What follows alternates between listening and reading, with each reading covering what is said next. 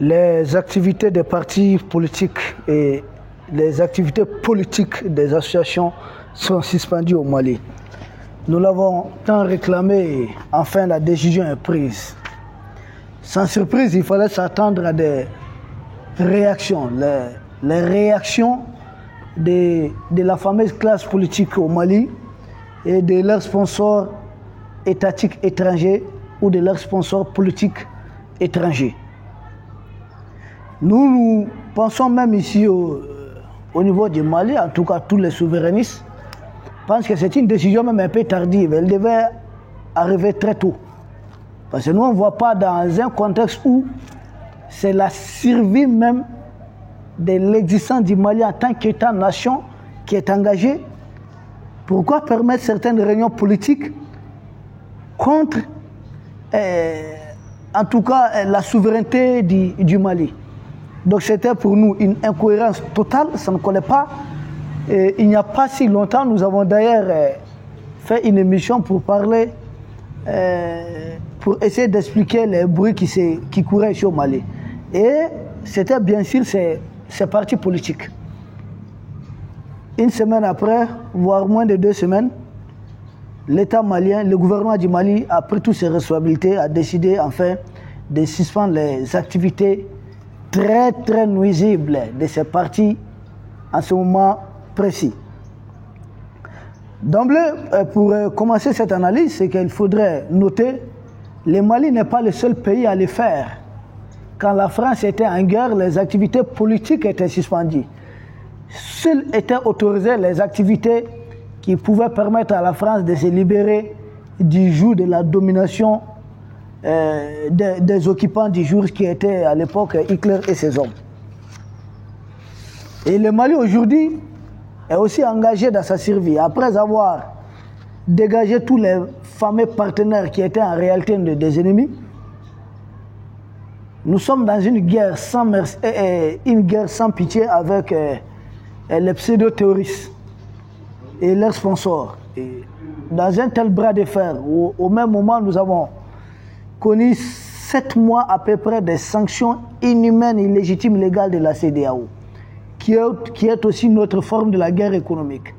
Nous sommes attaqués sur tous les fronts et pour nous, les partis politiques devaient se réunir et proposer des solutions au gouvernement, aider le Mali et non pas se réunir chaque fois pour condamner, critiquer, essayer d'affaiblir l'autorité de l'État.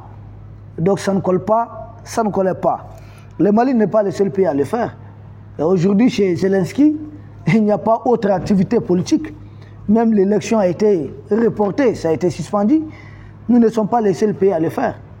Au fort moment de la crise, Benjamin Netanyahu, même étant contesté chez lui, la classe politique fait bloc derrière lui.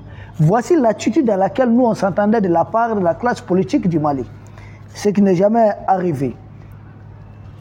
Il y a eu plusieurs réactions des détracteurs, notamment un ancien Premier ministre du Mali, qui parle de l'atteinte aux droits constitutionnels des citoyens, ce qui est un argument qui ne tient pas debout. La Constitution du Mali dit quoi? Que le devoir de la patrie est un devoir pour tout citoyen. Et aujourd'hui, la patrie est engagée dans une guerre. Quelle est la contribution de ces partis politiques qui se réunissent, qui sont tous d'accord pour se mettre ensemble, pour affaiblir l'autorité de l'État, mais qui ne sont pas d'accord pour aider l'État dans ce combat? Et ce sont des partis politiques en ce moment. Moi, j'ai toujours appelé ces structures-là des GIE, des groupements d'intérêt économique, mais déguisés en partis politiques. Des gens qui ont les mêmes boss, les mêmes patrons, qui sont les maîtres, qui sont d'autres que les maîtres colons. Il dit dans un deuxième argumentaire que c'est un recul en quête de l'unité, de la cohésion recherchée par le chef de l'État lui-même. Donc, si je comprends bien à travers ces discours de cet ancien Premier ministre du Mali, seul le chef d'État doit rechercher la cohésion au Mali. Et partis politiques, leur rôle, c'est d'être démarchés pour une cohésion quelconque. Mais en quoi les partis politiques paraissent comme une menace à la cohésion du Mali? Là encore, son argument ne tient pas debout. Et je ne comprends pas en quoi suspendre les activités des partis politiques en temps de guerre est une menace à la cohésion du Mali. Ces partis politiques travaillent pour des gens qui sont derrière cette guerre au Mali. Ou bien pour qui travaillent ces partis politiques dans ce cas? Pourquoi, en tant que leader politique, en tant qu'ancien Premier ministre, je vous rappelle que tous les anciens Premiers ministres du Mali sont pris en charge par l'État malien. C'est ce qui est dit en tout cas. Maintenant, cela continue ou pas, c'est un autre débat. Lui, en tant qu'ancien Premier ministre du Mali, pourquoi ne pas positiver une telle décision? Et au lieu de vouloir jeter l'huile sur le feu.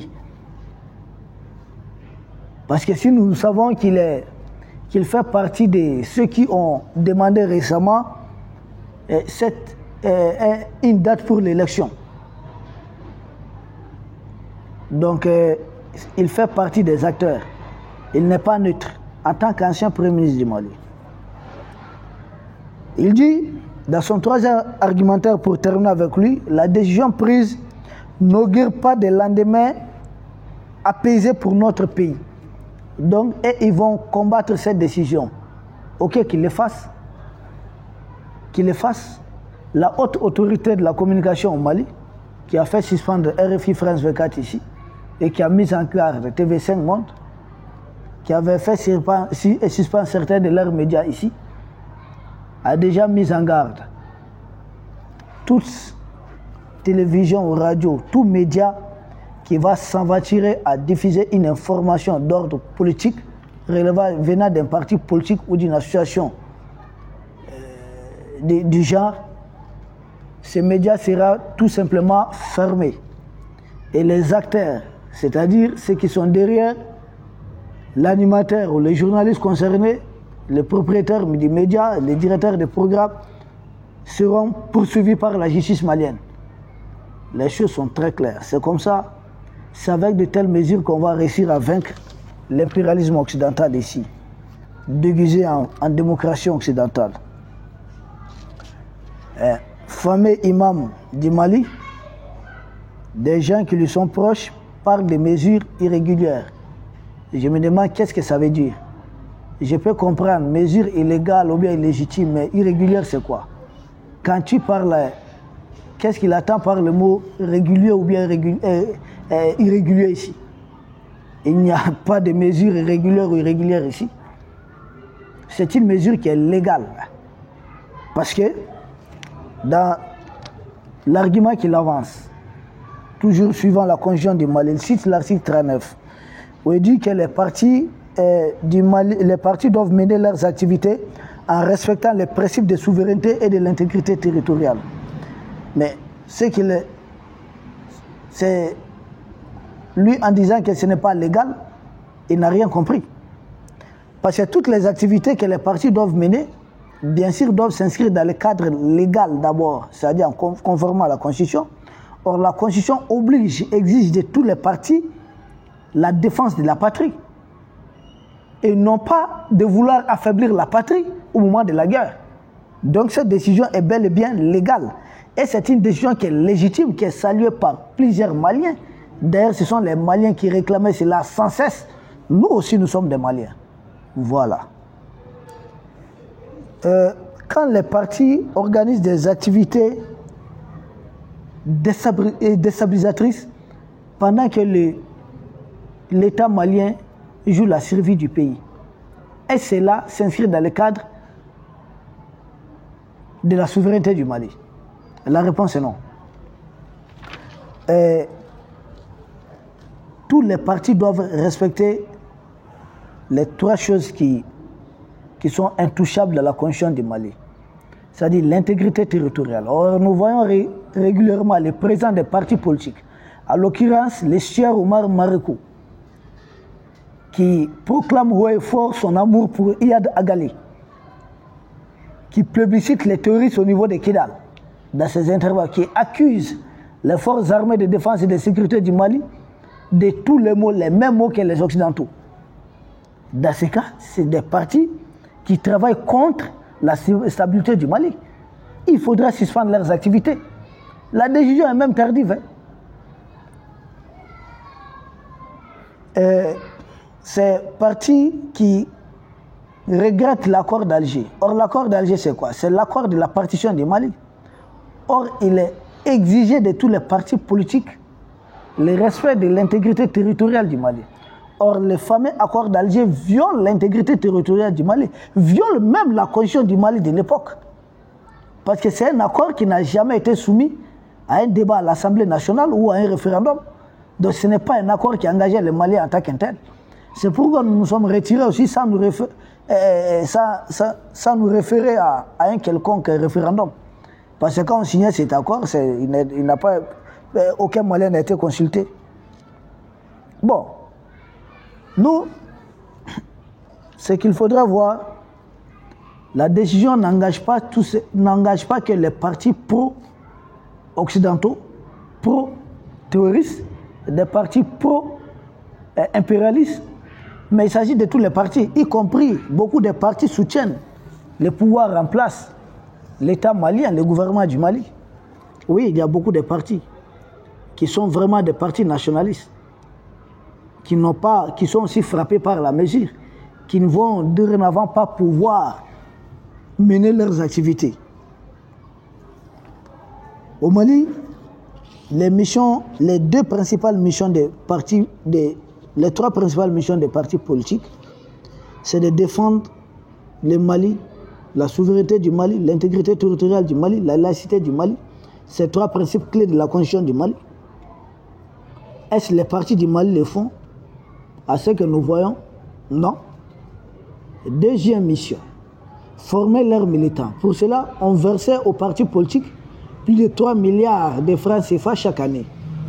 Mais c'est des sommes qui allaient directement dans les poches des cadres des partis. Et des militants ne sont jamais formés. Parce que c'est des partis qui ont tout intérêt à avoir leurs militants comme des moutons. Voilà, des militants un peu abrutis. Ça fait leur force. Et au moment d'une élection, ils vont distribuer du sucre, du sel, des t-shirts à ces militants qui vont chanter, danser et même faire de la bagarre à leur nom. Fini ça, c'est fini. Troisième mission, il s'agit de concourir au suffrage s'il y a élection. Mais comme actuellement il n'y a pas d'élection au Mali, mais quelles sont les activités que ces partis sont en train de mener alors? Il n'y a pas d'élection. Donc, normal que ces partis même acceptent de se reposer, de prendre un peu congé, qu'ils laissent des patriotes continuer le combat. Nous ne voyons rien de compliqué dans ça. Pourquoi pleurer? Pourquoi pleurer du chien? Tout simplement parce qu'on vient de casser un vaste plan de déstabilisation du Mali. Oui, ce qui a été déjoué, c'est un vaste plan de déstabilisation à travers ses ennemis internes, ce qu'on appelle les cellules dormantes, que ces gens-là voulaient réveiller. Et nous avons expliqué ça la dernière fois, en tout cas, c'est l'avant-dernière émission, quand nous avons expliqué pourquoi tous ces bruits au Mali. Pourquoi il y avait un front militaire et il y avait un front politique. Et c'est ce front politique qu'on vient de casser. Heureusement, la haute autorité de la communication du Mali met en garde. Tout média qui va rouler pour ces gens sera tout simplement fermé. Parce que ces gens-là constituent un réseau en fait. Au niveau militaire avec les terroristes, au niveau politique, au niveau des médias, au niveau des religieux, ils sont un réseau. Et maintenant, c'est bien. Les choses avancent bien. Et quand, je l'ai tout entendu, les France-Africains vous accusent de la dictature, ça montre qu'on est sur une bonne voie. Ça montre qu'ils ne sont pas à mesure de porter atteinte au combat que nous sommes en train de mener. C'est très bien qu'on traite partout les dirigeants de l'Est des dictateurs. C'est ce qu'ils traitaient Kadhafi des dictateurs. Mais nous voyons comment Kadhafi avait travaillé pour les Libyens. Et là, c'est une très bonne chose. Très bien, bravo. Nous continuons ce combat. Et la finalité, c'est quoi? Il faudrait voir, est-ce la fin de la suspension? Parce que les partis n'ont pas été dissous. C'est pourquoi on a dit que c'est légal. Les ministres peuvent bel et bien suspendre leurs activités. C'est la justice qui peut dissoudre ces partis. Les partis n'ont pas été dissous. Maintenant, la fin de cette suspension, doit sortir peut-être d'un agenda, d'un chronogramme électoral, c'est un point d'interrogation. Deuxième issue possible. Cette suspension est une étape vers la dissolution pure et simple des partis politiques du Mali. Et alors procéder à la création de nouveaux partis politiques qui soient des partis politiques souverainistes et non des partis politiques pro-démocratie occidentale comme c'est le cas aujourd'hui. Nous pensons que nous partons vers cela, puisque ces pléthore de partis politiques datant de 1991, à la suite de la conférence de Bâle de François Mitterrand, sont dits des partis politiques pro-démocratie à la française. Nous voulons des partis politiques pro-souveraineté des pays de l'AES. Donc c'est simple, pour nous, en tant qu'analystes, c'est une nouvelle classe politique qui va émerger. Nous assistons au déclin à la fin de l'ancienne classe politique.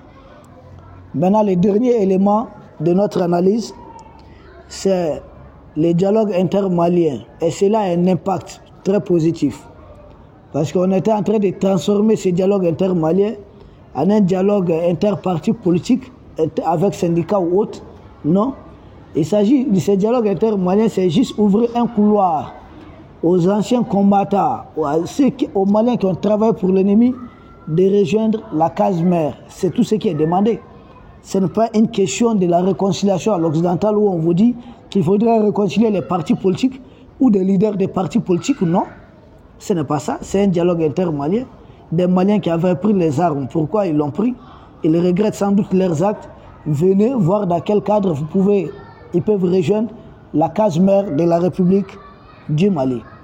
Voici entre autres ce qu'on pouvait dire, l'analyse qu'on pouvait apporter de la suspension des activités de ces partis politiques au Mali.